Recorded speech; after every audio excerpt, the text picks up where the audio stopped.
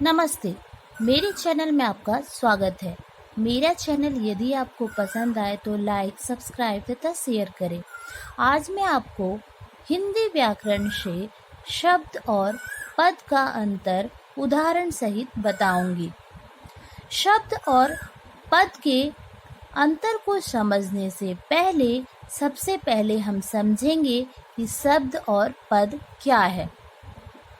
शब्द और पद में कोई विशेष अंतर नहीं है।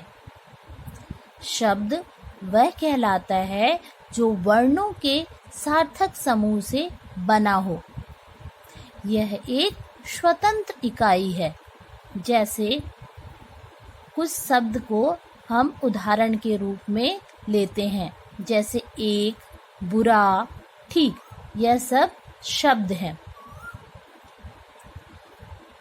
पद किसे कहते हैं, यह समझने के लिए हमें जानना पड़ेगा कि पद क्या है। पद का अर्थ है पोस्ट, यानी शब्द का प्रयोग जब हम किसी वाक्य में करते हैं तो उसका स्थान क्या है, वही पद कहलाता है। जैसे एक शब्द है, जब हम उसे वाक्य में प्रयोग करते हैं, उदाहरण के रूप में हम देख सकते हैं, एक ने यह कहा।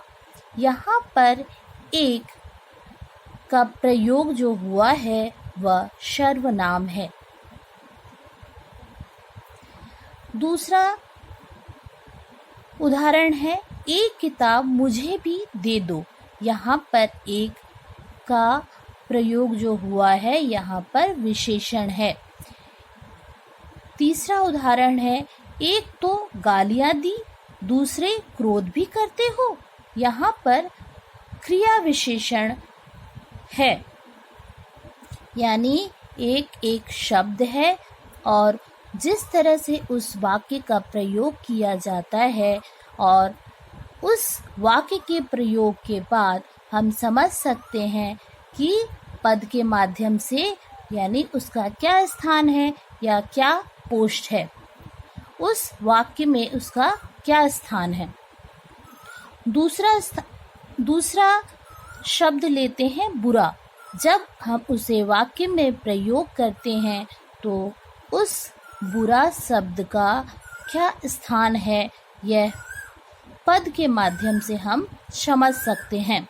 जैसे एक उदाहरण है, बुरों से दूर रहो। यहाँ पर बुरा शब्द संज्ञा के स्थान पर प्रयोग किया गया है। बुरे लड़के से दूर रहो। यहाँ पर इस शब्द का प्रयोग पद में विशेषण के रूप में किया गया है। उसने बुरा किया। यहाँ पर बुरा क्रिया विशेषण पद है। ठीक एक शब्द है, जब हम उसे वाक्य में प्रयोग करते हैं, ठीक वाक्य है।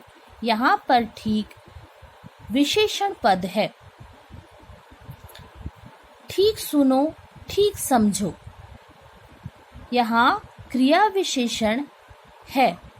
ठीक, मैं भी यही मानती हूँ, यह एक विस्मय बोधक है। यानी इस शब्द में, ठीक शब्द में जब हम किसी वाक्य का प्रयोग करते हैं और उस वाक्य में उसका क्या स्थान है, यही पद कहलाता है। अब आपने शब्द और पद के अंतर को समझ लिया। यदि इसमें कुछ समस्या प्रकट हो या समस्या लगे तो आप मुझे बता सकते हैं। धन्यवाद।